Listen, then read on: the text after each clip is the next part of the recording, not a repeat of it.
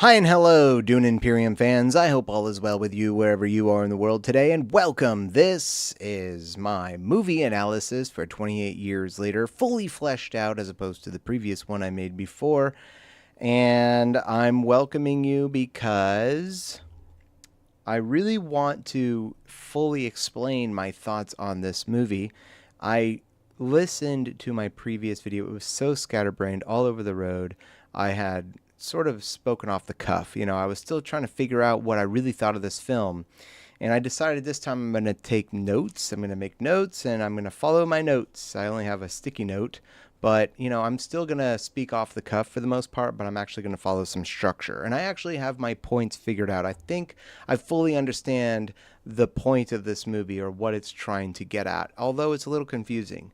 Now, initially I had said that I don't like this movie, and that is still the truth. I still don't like this movie. I still think it was kind of a dud, but I got to pay the devil his due because I'm still thinking about it, right? So what does that mean? I don't know. Make of that what you will. Will I ever watch this movie again? No. But I'm still thinking about it, mostly because I just wanted to try to understand what the thesis of the story really is.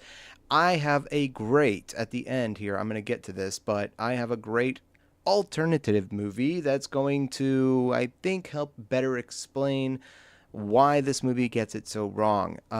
Now, I just want to just run down a couple points really quick. Production wise, movie is great. Actors did a wonderful job. There's only one point in the film that really stood out to me as taking me out of the immersion. Mostly my biggest issues with the movie is, aside from trying to understand the actual thesis, it was boring and not scary. And you kind of need those things. You need it to be entertaining and you need it to be scary. It's a horror movie. It didn't have those things for me, at least speaking for my point of view. But I still want to discuss and analyze this movie, what the themes and metaphors are speaking to. So let's get into that, shall we? First and foremost, let's just discuss that this is a movie that's centered around mostly one character, although there are a few tangential side characters in the story. You have the son who's 12 years old, and you have the father and the mother, okay? Now, the mother, let's just back this up a little tiny bit. These are the three central characters of the plot, okay? The movie begins by introducing you to an isolationist society, okay? Now, the Union Jack flag is gone, and in its place is the English flag of some bygone king of another era. That is a part of the Union Jack flag, but it's no longer the Union Jack. It's the original English flag. And I can't remember the name of that flag, so I beg your pardon. I also couldn't remember in the previous movie video I made either. I should have looked it up, honestly. Sorry, I didn't do my research. But the point is, it's that white and red flag with the red cross in the middle of it. And so this is an isolationist island society. And boy, oh boy, England has always been an island society, but did you notice something? It got a lot smaller, okay? And that speaks to something, I think, because isolationists, they can't grow. They're getting smaller and smaller as time goes on, and I think that this movie is trying to make that point, and the rest of the world in 28 years later has gone beyond the virus. They're living and growing and getting bigger, but this society is getting smaller and much more secluded, much more stuck in their ways. In fact, if you look at the society, it almost looks like a page from the past.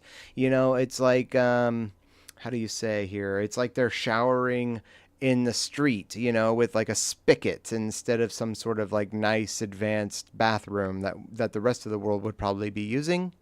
They are, it's more like a small village, or a cottage. It's not really like a bustling little town. It's like a tiny sort of like it speaks to a bygone era is basically what I'm getting at here. Everybody has their roles, everybody has their part to play, And the son is now 12 or 13. I can't quite remember, but he's old enough now to start learning how to be a real man. So his father is going to take him to the mainland off of this tiny island to learn how to forage and live amongst the world with the zombies, how to survive the zombies. Okay, this is something that every man in the society is going to need to do and learn. And it is this father's role to teach his son, these things, to pass the torch, if you will. But here's the thing, okay? The main character is this boy. His mother has cancer and she is dying. She doesn't know she has cancer, but she's got something and she is clearly dying. All right, now this is tragic and sad.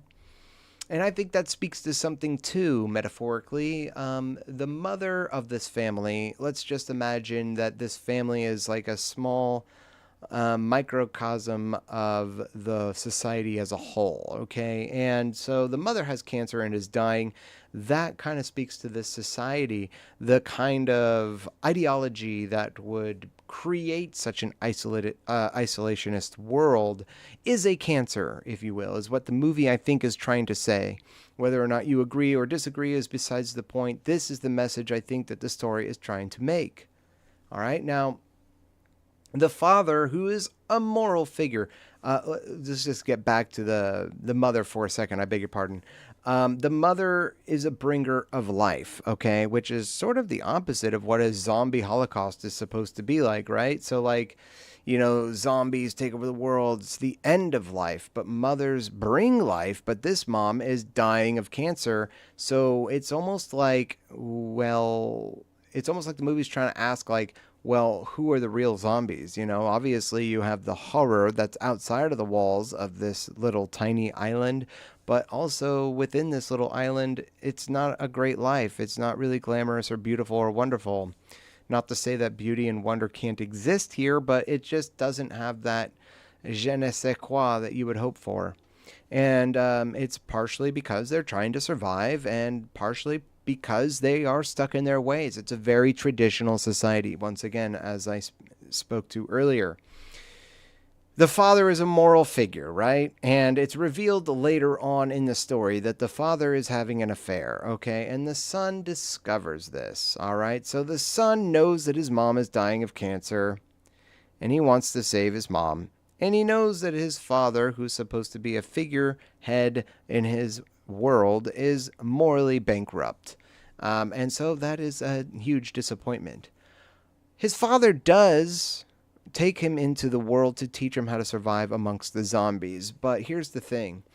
The world outside of this tiny little island is extremely dangerous, okay? And with only a quiver of arrows and a bow, maybe a knife, they forage into the woods, they go out into the woods, and they are encountering zombie after zombie. Now, the father teaches the son how to kill and vanquish these zombies. I can only imagine how difficult that must be for a boy to see what looks like a human but isn't quite human, and then have to take out its life. That would be really difficult to do, especially as a young boy, for anyone really, but especially for a young boy. And the fear shows. The fear shows because he's shaking as he's lining up his shot, and he finally makes it. Now, the zombie that he kills is laying on the ground, so it's an easy one.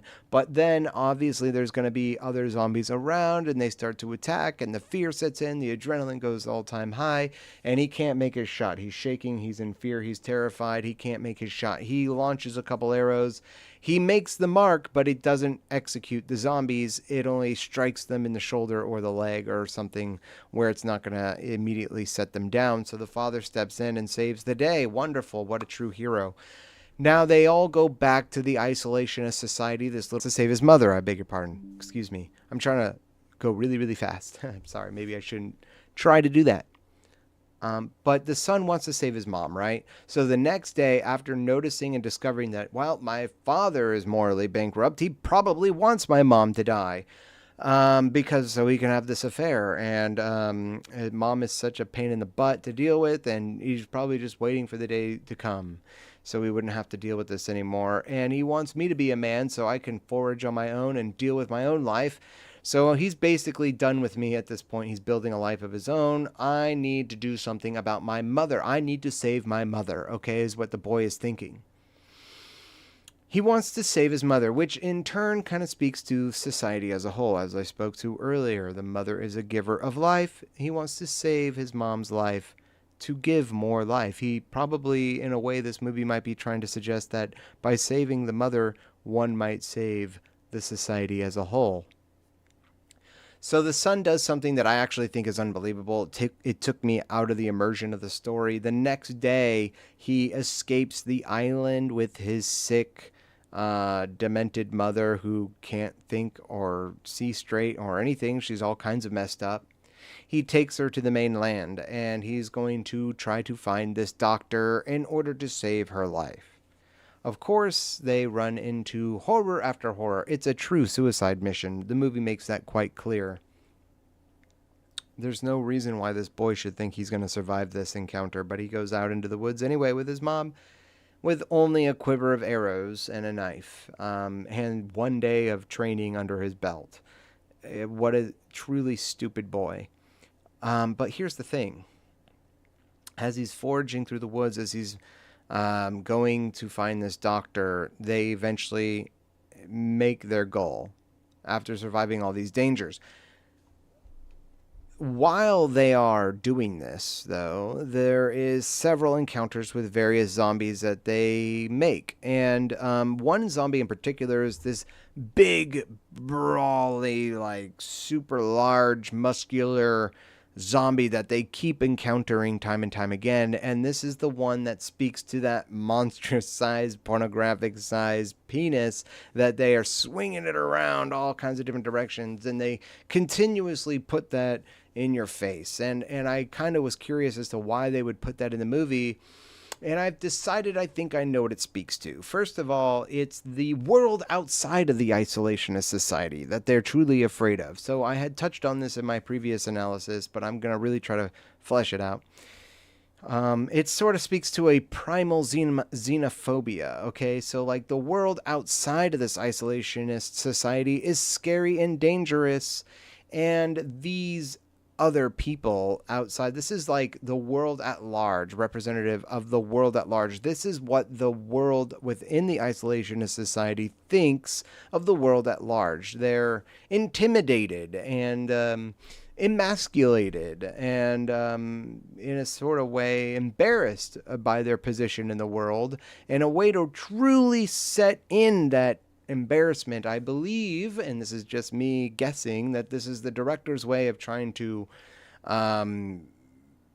embarrass and sort of make smaller the isolationist mindset, okay? By having this big, huge swinging thing run around, it's supposed to be intimidating, primal, savage sort of thing going on here, okay? And it's scary. It's scary. And so we will get back to that message a little bit later. The mother also encounters another mother, a pregnant zombie, and she gives birth to a baby.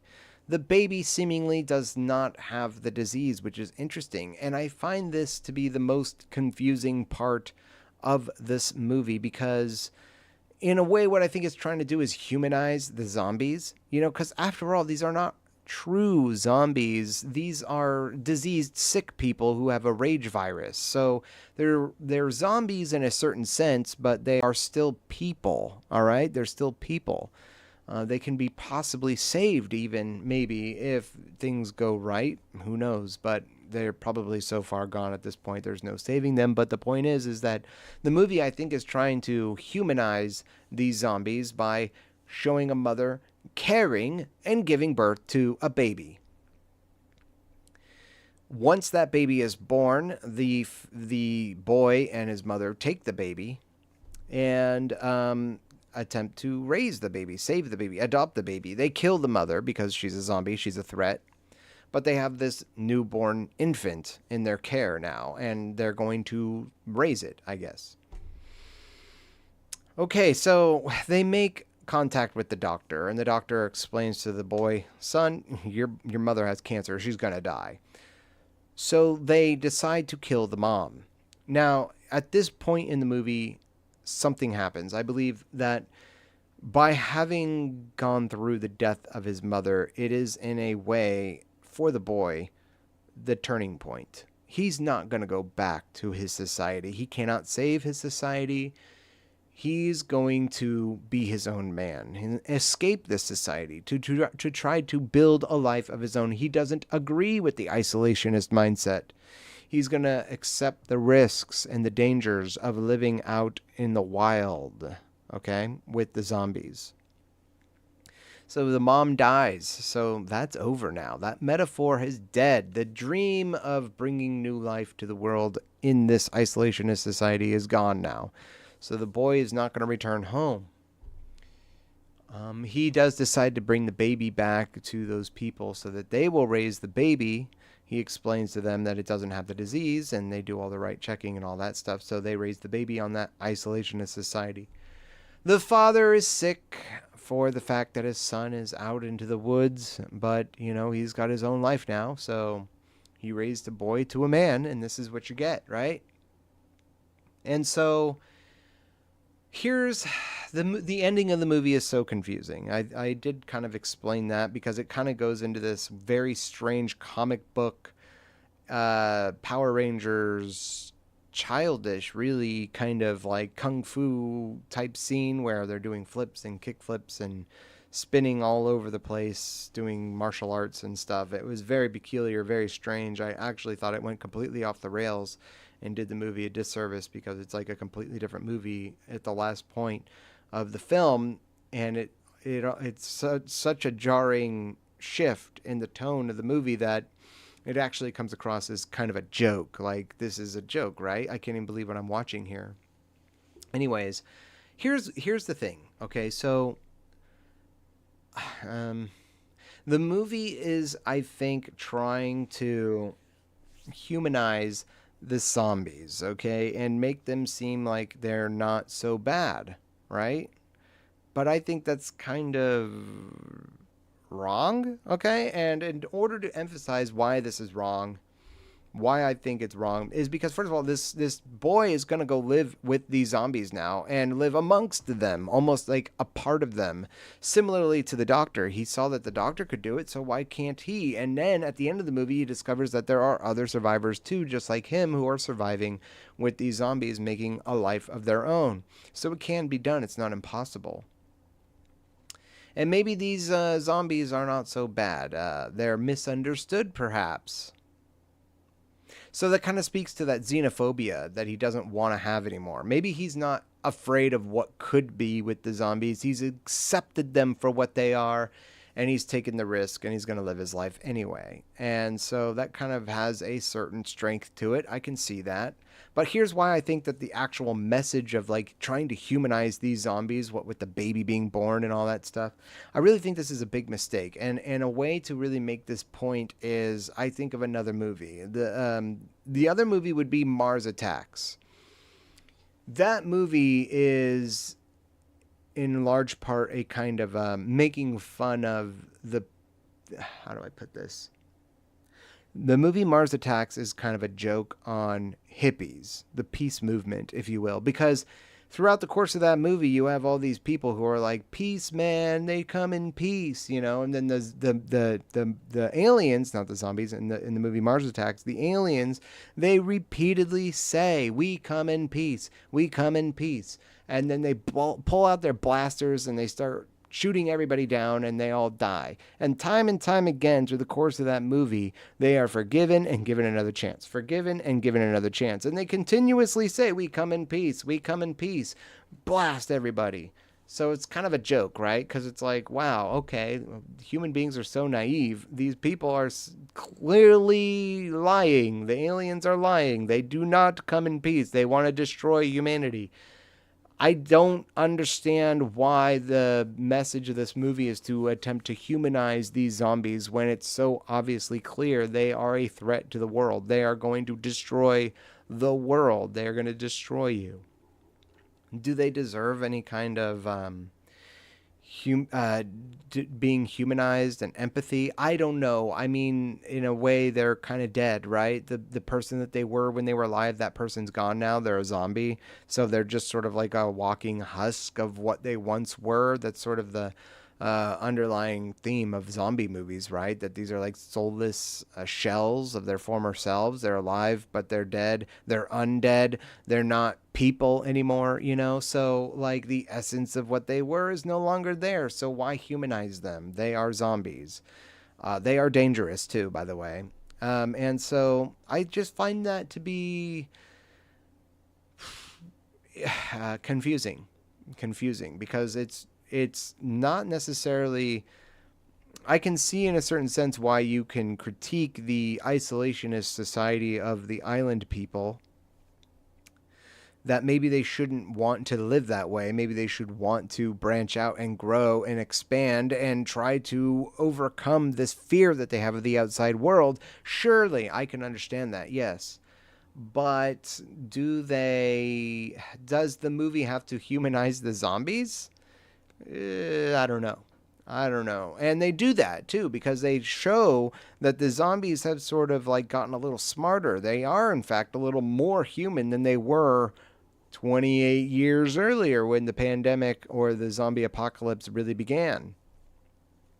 So they are becoming more human, if you will, in a certain sense. But I just think that's a mistake because zombies want to destroy the world. They want to destroy humanity. They are a threat to the future of civilization. And, you know, as maybe they are a little backwards, maybe they are a little stifled in their ways, but they are trying to survive, these people. They are trying to survive. They are trying to make life as best they can with what they've got, okay? And so I don't love that the movie doesn't shine them in the brightest light. And so also, I think that the boy is naive and silly and stupid. I mean, truly what he's doing is a suicide mission, although the movie kind of gives him plot armor, so he survives. There is a setup for another movie, it seems. I don't know what direction that's going to go, but yeah, there is a setup for another movie. So basically, that's my analysis of the movie 28 years later. It wasn't really scary, and it was boring. It was boring. And so that's why I'm done talking about this movie now. I'm done discussing it. I'm done thinking about it. It's all out there. I don't think I missed anything I didn't want to discuss. There's lots of other things I mentioned in the other analysis that I made that was all over the road. And maybe this one was a little all over the road as well. I did make my notes. I know I kind of went this way and then that way and then back again a few times, but I think I really got it all out there. So that's my final say so on the movie 28 Years Later. And next time, I want to talk about Bring Her Back and Talk to Me. That's what I'm going to do next. With that said, I bid you all adieu. Thank you very much. If you like what you see here, please remember to like and subscribe and share with your friends. And don't forget to play Dune Imperium because that game is awesome. Okay, bye for now, everyone. Take care. Catch you later.